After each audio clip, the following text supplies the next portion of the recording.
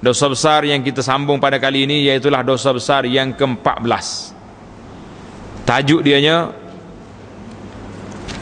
Al-kazibu 'ala Allah 'azza wa jalla wa 'ala rasulih.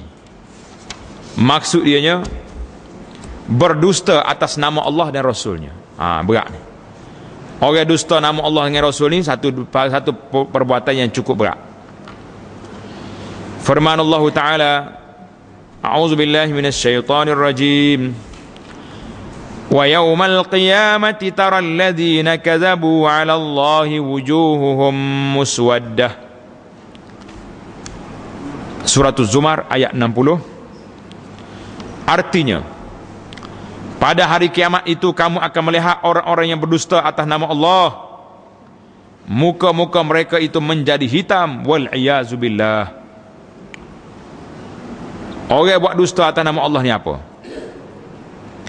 Kata Al-Hasanul Basri rahimahullah, mereka itulah orang-orang yang mengatakan, jika kami mahu kami akan mengerjakan, dan jika kami tidak mahu kami tidak akan mengerjakan. Jadi ikut kami lah. Kami nak buat tak nak buat. Jadi dia tak ingat semua pergerakan dia ni, kehidupan dia duduk dengan siapa? Allah.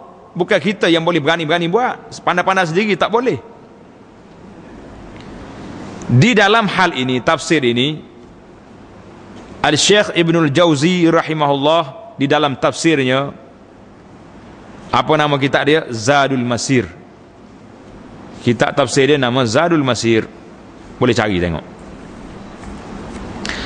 Dan menurut sebahagian ulama, tengok ni, apa maksud dusta atas Allah? Menurut sebahagian ulama, bahawa orang yang berdusta atas nama Allah dan Rasulnya sallallahu alaihi wasallam itu dapat disebut kafir yang keluar daripada agama Islam, wal iyazu billah. Dan tidak perlu diragukan lagi bahawa orang yang berdusta atas nama Allah dan Rasulnya dengan menghalalkan yang haram. Ini makna dusta atas nama Allah. Allah kata haram, kita kata halal. Saya tak kata halal, saya bagi lesen je. Ini pun masalah juga. Masalah tak masalah? Masalah. Dan mengharamkan yang halal. Benda tu yang halal, kita pergi haramkan. Apa jadi? Adalah benar-benar kafir orang ni. Wal'iyazbillah. Hanya saja persoalan berdusta atas nama Allah ini tidak hanya soal menghalalkan yang haram, mengharamkan yang halal saja.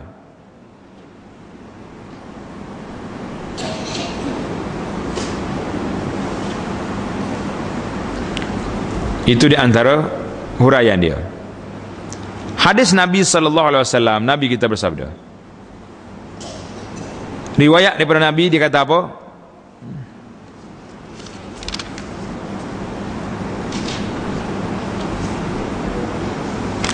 Man kazaba alayya bunya lahu baitun fi jahannam. Man kazaba alayya bunya lahu baitun fi jahannam.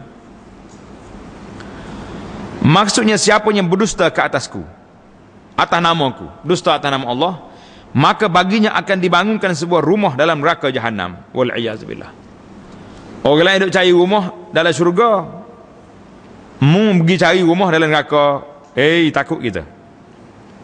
Hadis ini riwayat Imam Ahmad dan At-Tabarani dengan lafaz man kazaba alayya fa huwa finnar. Jadi ada setengah ulama kata hadis ini dhaif, tetapi ada syahid lain yang boleh menguatkan dia. Jadi boleh terima lah hadis ni. Boleh diterima. Satu. Hadis yang kedua, man kazaba alayya muta'ammidan. Ini berat lagi ni. Man kazaba alayya muta'ammidan falyatabawwa maq'adahu minan nar. Maksudnya, siapa yang berdusta di atasku dengan sengaja, siapa dia dusta ke atas Nabi sallallahu alaihi wasallam dengan sengaja, bukan tak tahu, pisah. Orang panggil Sengaja. Dia tahu dia dusta, dia buat juga. Apa jadi orang ni? Maka ambillah tempat duduk, tempat tinggalnya dalam neraka. Wal iyazu billah. Hadis ini muttafaqun alaih, diriwayat oleh Imam Bukhari dan Muslim. Dan juga Nabi sallallahu alaihi wasallam bersabda, ada hadis lain lagi. Apa dia sabda dia? Dia tak pasal dalam kitab kita ni dibuangnya lafaz. Saya kena baca lafaz ni, takut payah nak cari nanti. Nabi kata apa? Man rawa, mana lafaz? Man rawa anni hadisan. Tulis itu kalau boleh tulis. Man rawa anni hadisan wa huwa yara annahu kadhibun fahuwa ahadul kadhibaini au ahadul kadhibin. Hadis ini diriwayat oleh Imam Muslim.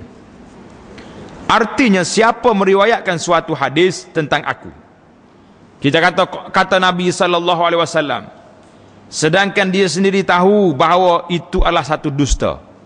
Kita tahu hadis ini palsu. Orang ulama hadis kata maudhu', hadis palsu. Tapi kerana semangat juga nak buat ceramah sedap, orang panggil mudah nak buat goreng. Nak suruh orang dengar sedap ni hadis-hadis belaka ni. Apa jadi? Kita baca juga, maka bersiap-siaplah untuk tinggal fahuwa ahadul kadzibin, maka dia termasuk salah seorang daripada orang yang berdusta. Jadi mu ni termasuk pendusta juga. Hadis ini riwayat daripada Ali. Hadis ini riwayat oleh siapa? Oleh Imam Muslim dan Ahmad. Dalam hadis yang lain kata Nabi sallallahu alaihi wasallam, inna kaziban alayya laisa ka kazibin ala ahadin, man kazaba alayya muta'ammidan falyatabawa maq'adahu minan nar.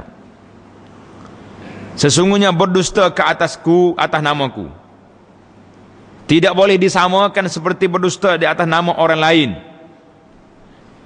Maka barang siapa yang berdusta atas namaku dengan sengaja, maka bersiap-siaplah untuk tinggal di neraka. Wal iyazu billah.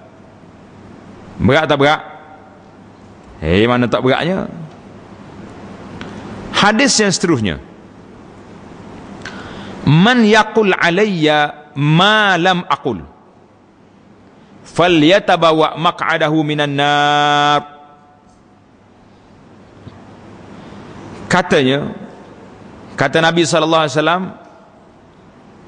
sesiapa yang mengatakan suatu atas namaku padahal aku tak kata benda ni.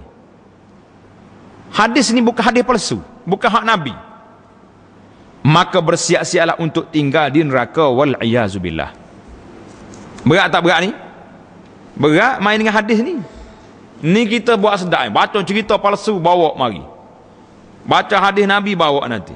Sebab tu anda tengok kadang-kadang kita baca khutbah Jumaat pun, banyak hadis-hadis yang dhaif ataupun hadis yang tak sabit. Jadi pena-pena penulis khutbah bertanggungjawab. Berapa ramai imam-imam, khatib-khatib baca cerita-cerita hadis-hadis yang tak sabit, cerita palsu yang dibawa. Ini tambah lagi pula penyakit akhir zaman ni, cerita mengampu pula. Ni hak tidak hadis ni, hak mengampu ni. Duk puji orang siapa melampau-lampau dalam khutbah. Setengah-setengah tempat ni khutbah yang kedua macam bomonya buat. Baca habis APDS apa benda. Ma anzalallahu biha min sultan. Penyakit dalam masyarakat tak sebut, duk sebut benda-benda macam tadi. Berat tak berat kita? Berapa hadis dah kita ada? Hadis yang terakhir dalam kitab ni, diriwayatkan Nabi sallallahu alaihi wasallam bersabda, yutba'ul mu'minu ala kulli syai'in illa al-qiyamata wal kadzib. Orang mukmin itu yutba', dijadikan dalam keadaan semua keadaan dia, illa al-khiyanah wal kadzib, tapi orang mukmin tidak khianat dan tidak dusta. Ini ingat baik-baik. Berdusta ni satu penyakit yang cukup berat. Jadi Nabi kita bagi amaran keras, jangan khianat, jangan dusta. Ini bukan sifat orang mukmin. Hadis ini riwayat Imam Ahmad daripada Sa'ad dan Ibn al-Baihaqi daripada Ibn Umar. Ada setengah ulama mengatakan hadis ini dhaif, tapi Al-Hafiz Ibn Hajar mengatakan wasanaduhu qawi, sanadnya kuat. Habislah kita ringkas je hadis-hadis ni, tapi huraiannya perlu sedikit kita bincangkan sedikit tentang huraian. Ana nak baca kepada tuan-tuan kerana sangat penting cerita ni, memandangkan ramai orang yang bawa cerita-cerita tentang hadis ini, hadis-hadis yang dhaif, yang maudhu' ini di dalam masyarakat. Yang kita nak tengok, ana nak petik sini daripada kitab Imam Nawawi, nama kitab dia Syarah Sahih Muslim, dan juga kitab Al-Hafidh Ibn Hajar, namanya Fathul Bari. Hadis, anda situ, hadis man kazaba alayya muta'ammidan falyatabawa maq'aduhu minan nar. Tuan-tuan tulis di kitab. Kata Imam Nawawi, hadis pertama tu, man kazaba alayya. Hadis yang kedua, man kazaba alayya muta'ammidan, siapa dia buat dusta ke atasku dengan sengaja. Dia tahu ini bukan hak Nabi, Nabi tak suruh. Kita kata ini arahan Nabi, Nabi suruh buat. Bergendang dalam masjid nak selawat, Nabi suruh buat. Apa jadi? Nak selawat kepada aku kena menari-nari, seperti yang ada orang buat hari ni, menari nak selawat. Apa benda? Jadi siapanya kata kepada Nabi benda yang Nabi tak suruh, Nabi tak kata, maka ambillah tempat dalam neraka. Kata Imam Nawawi, fahuwa hadisun azim fi nihayatin minas sihhati. Hadis ini hadis yang besar, kemuncak dalam kesahihannya. Hadis ini disebut sebagai hadis mutawatir.